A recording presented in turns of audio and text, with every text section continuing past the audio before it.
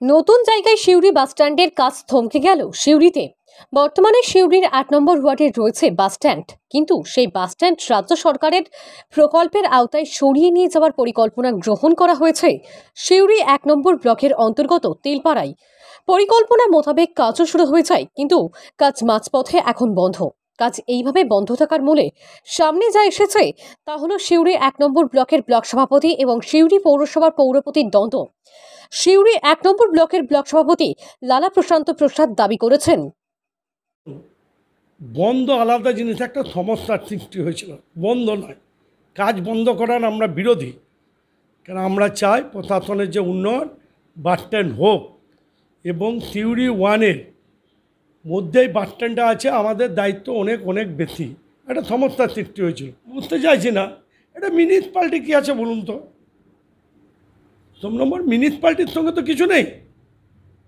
আজকে ঘটনা দেখুন যে আজকে সিউড়ি ওয়ান ব্লকের আন্ডারে বিডিও আছেন, এসডিও আছেন, ডিএম আছেন, এমএলএ আছেন, এমপি আছেন, আইসি আছে, এসপি আছে, ডিএসপি আছে। তো এটা সিউড়ি ওয়ানের ব্যাপার, এটা তো মিউনিসিপ্যালিটি নয়। আগ বাড়িয়ে আসছে কেন? এটা তো আগ বাড়িয়ে আসার কোনো ব্যাপার নাই। উনি বলছেন নাকি আমাদের সিন্ডিকেট চলছে।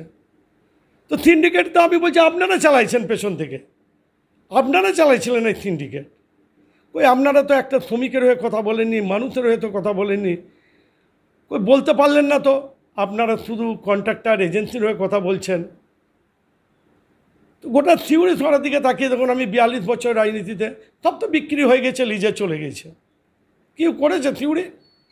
এই যে দোকানপাট, কোথাও বসার জায়গা আছে খালাখন্দ ছাড়া ওদের? তো গোটা মিউনিসিপ্যালিটিটা কী করেছে সেটা তো আমরা নিজে জানি। কী বলবে আমাদের বিরুদ্ধে? অন্যদিকে এমন ঘটনার পরিপ্রেক্ষিতে সিউড়ি পৌরসভার পৌরপতি উজ্জ্বল চ্যাটার্জি সমস্ত অভিযোগ অস্বীকার করে দাবি করেছেন, দেখুন, প্রথম কথা বলছি, উনি রিসেন্ট আমাদের দলে এসছে। উনি আগে বামপন্থী করতো, উনি বড় লিডার ছিল বামপন্থী, বা আমাদের তৃণমূলের কালচার সম্বন্ধে অভিজ্ঞতা একটু কম আছে। প্রথম যখন ২০০০ সালে প্রথম তৃণমূলের কাউন্সিলর, ২০০০ সালে প্রথম ৯৮ সালে দল করে তৃণমূল প্রথম কাউন্সিলরশিপে আমি হই প্রথম ২০০০ সালে। উনি তখন বামফ্রন্টে বিভিন্ন গোটা শহরবাসী ওরা জানেন, গুলালাকে ডাকনাম সবাই চিনে, উনি একবার কমরেড হিসেবে পরিচিত ছিল। উনি আমাদের তৃণমূলের কালচারটা একটু পরে শিখবেন, কদিন নতুন এসছে তো।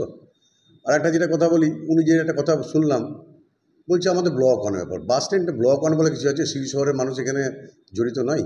এটা ঘটনাকে নিয়ে বিজেপিও কটাক্ষ করতে ছাড়েনি তাদের দাবি, এসব নাটক এলোমেলো করে দেওয়া, লুটেপুটে খায়। পরিস্থিতি এটাই, রাজ্যের বর্তমান যে পরিস্থিতি, সেই পরিস্থিতিতে ভাগবাটোয়া নিয়ে তৃণমূলের মধ্যে অশান্তি আরও দিন দিন বাড়বে। দিদি বলছে আমি খাই না, ভাইপো খাই, ভাইপো বলছে পিসি খায়, এই তো পরিস্থিতি উপরে, তাহলে নিচে তো স্বাভাবিকভাবে হবে।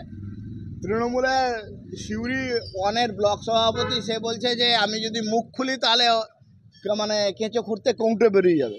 আর চেয়ারম্যান সাহেব বলছে যত সিন্ডিকেট করছে, তোলাবাজি খাচ্ছে, এটা হচ্ছে আমাদের ব্লক সভাপতি। তাহলে ডাইরেক্ট বলেছে, আমিও নিজে দেখেছি ভিডিও। তো স্বাভাবিকভাবে তৃণমূলের মধ্যে খাওয়া খাওয়ার ব্যাপারটা আমরা বিরোধী রাজনৈতিক দল বলে থাকি, আর তৃণমূল সেটা স্বীকার করছে। আমরা এই ঘটনার তীব্র নিন্দা প্রকট করছি। এদের নৈতিক অধিকার নাই পশ্চিমবাংলার শাসন করার। এদের যদি সামান্যতম লজ্জা থাকে তাহলে এই মুহূর্তে ওদের পদত্যাগ করা দরকার আছে। তৃণমূল কংগ্রেস তোলাবাজ, সে স্বীকার তৃণমূল কংগ্রেস করেছে। আমরা এই ঘটনার তীব্র নিন্দা প্রকট করছি।